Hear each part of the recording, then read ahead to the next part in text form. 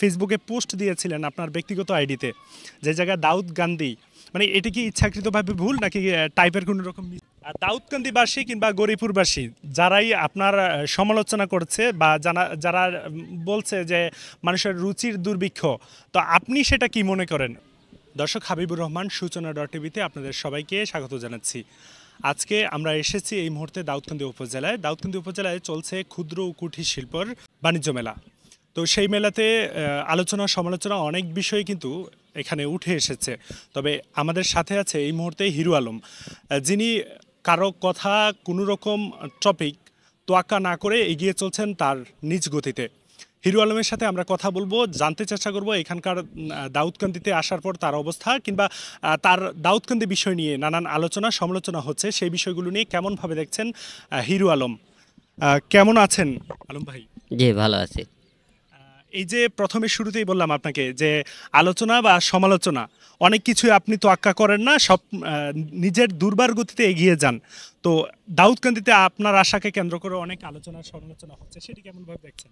আসলে আলোচনা তাকে নিয়ে হয় যে আলোচনা হওয়ার যোগ্য, সমালোচনা তাকে নিয়ে হয় যে সমালোচনার যোগ্য। অন্য কাউকে নিয়ে তো আলোচনা সমালোচনা হয় না। তো এইসব কোনো বিষয় নয়, যে কোনো জায়গায় চলতে গেলে নেগেটিভ পজিটিভ দুইটাই থাকবে, এটা কোনো বিষয় না। আমরা যদি ভালো কাজ করি মানুষ ভালো বলবে, খারাপ করলে খারাপ বলবে, এটা কোনো বিষয় না, আলোচনা থাকবেই। আমার গরিপুর ফেসবুক গ্রুপে বা গ্রুপে বিভিন্ন পোস্টের মাধ্যমে আপনাকে নিয়ে অনেক সমালোচনা হচ্ছিল, যে জায়গায় বলছিল যে আপনি যে একটি ফেসবুকে পোস্ট দিয়েছিলেন আপনার ব্যক্তিগত আইডিতে, যে জায়গায় দাউদ গান্ধী, মানে এটা কি ইচ্ছাকৃতভাবে ভুল নাকি টাইপের কোনো রকম মিস্টেক? না, ডাউট আসলে কি কিছু কিছু বিষয় টাইপের তো একটু ভুল হয়ে যায়, এই কারণে ভুলে অনেকে বললো, অনেকে তো পরে ঠিক করে দিলাম। টাইপ লেখতে অনেকটাই ভুল হয়ে যায়, এটা কোনো বিষয় না। আচ্ছা, বিভিন্ন সময় আমরা দেখেছি যে আপনি নানান মাধ্যমে যত আলোচনাই হোক যত সমালোচনাই হোক, আপনি কাউকে কোনো কিছুতেই সেটি পিছনে তাকান না। এটি আসলে কিভাবে সৃষ্টি হলো আপনার? আসলে মানুষের সাহস নিয়ে সামনে এগিয়ে আসতে হবে। সাহস না থাকলে তো মনে করেন মানুষ আর পিছুর দিকে যাওয়ার চিন্তা ভাবনা করবে। আমি চিন্তা ভাবনা করি যে একটা কাজ হবে না কেন, আর অন্যায় কেন, যে কোনো কাজে মানুষ অন্যায় কেন হবে। আমি সব টাইমে চেষ্টা করি যে অন্যায় হলে প্রতিবাদ করা, আর যে কোনো কাজে মনকে ভেঙে ফেলি না, যে সাহস নিয়ে সামনে এগিয়ে যাওয়ার চেষ্টা করি। এই জন্য অল টাইম ভিতরে আল্লাহ পাকের একটা ওসিলা বলতে পারেন, যে সাহস ভিতরে কাজ করে। এই ক্ষেত্রে সবচেয়ে বেশি আপনি যেটা মনে করেন যে অবদানটা আসলে কার আপনার এই যে এত কিছুর পেছনে সামনে এগিয়ে যাওয়ার?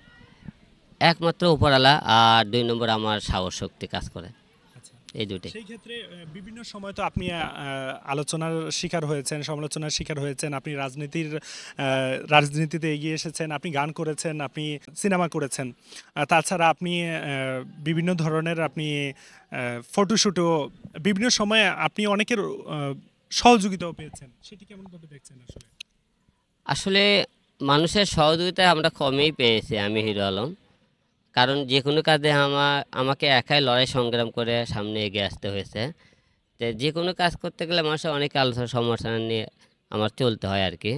সেই হিসেবে মনে করেন চিন্তা ভাবনা করি হবে না কেন যে কোনো কাজ, আর চেষ্টা করি আপনি সামনে এগিয়ে যাওয়ার যে কোনো কাজে।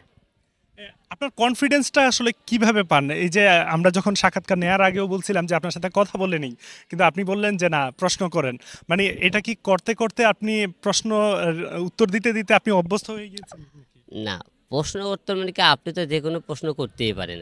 আর আল্লাহ পাকে কিছু মনে করেন মানুষের মধ্যে কিছু আধ্যাত্মিক কিছু দিয়ে দেয়, যে কথাটা কেউ বললে মনে করেন আটকে যাবে না। আমি এবার দেখছি যে কোনো জায়গায় যে কোনো সম্মুখের মুখে হলে একা আমি হ্যান্ডেল করার চেষ্টা করি, এটা উপর আলে গর্গে মনে করেন।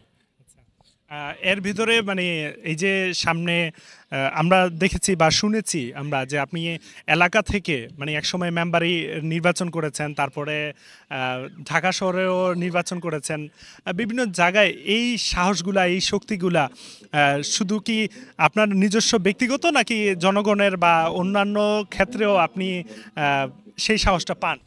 আসলে এলাকার তো মনে করেন যে কোনো কাজে একা তো করা সম্ভব না।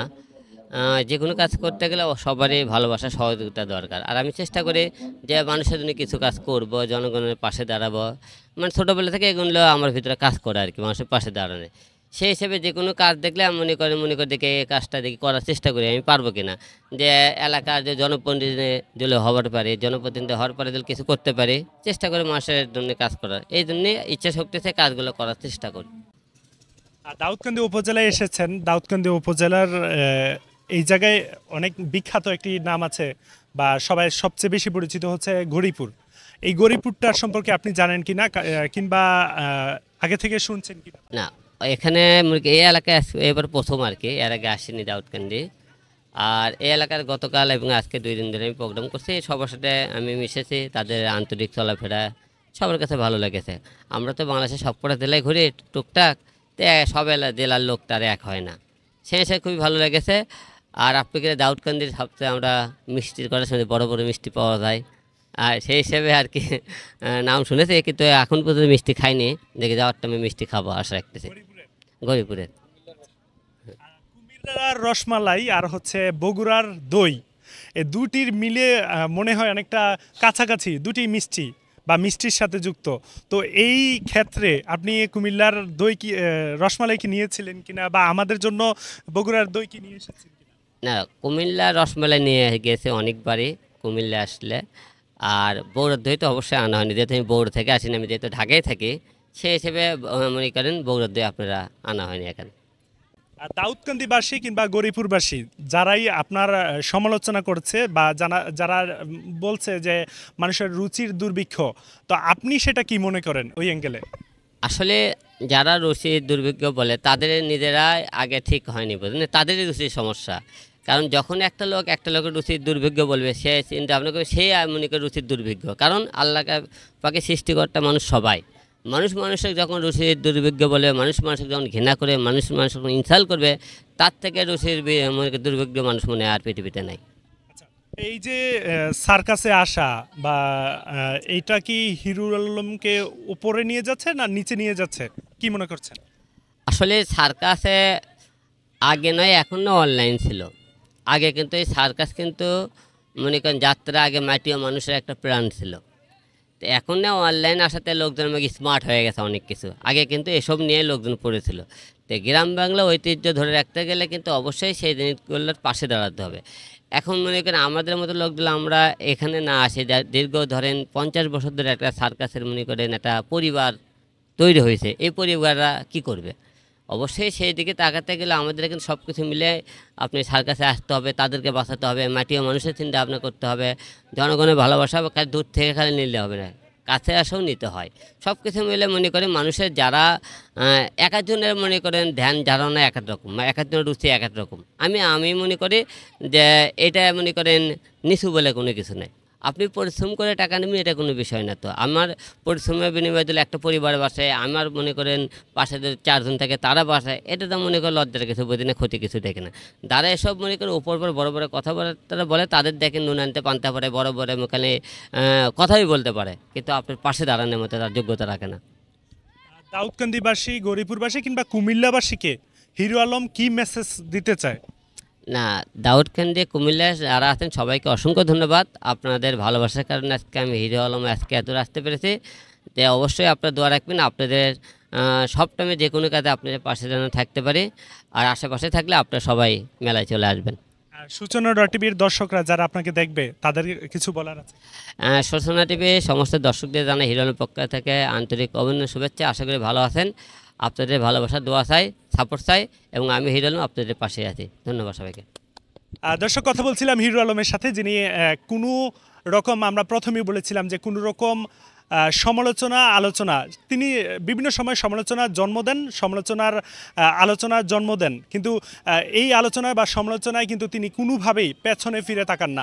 এমন একটি মানুষ কিন্তু হিরো আলম, দেখতে বা যেমনই হোক না কেন তিনি কিন্তু এগিয়ে যাচ্ছেন তার দুর্বার গতিতে। এই দুর্বার গতিটাই কিন্তু অনেককে হয়তো সাহস যোগাবে হিরো আলমের মতন সামনে এগিয়ে যাওয়ার। হাবিবুর রহমান, দাউদকান্দি উপজেলা থেকে কথা বলছিলাম হিরো আলমের সাথে। সূচনা community.tv, বিনোদনের পাশাপাশি খবর।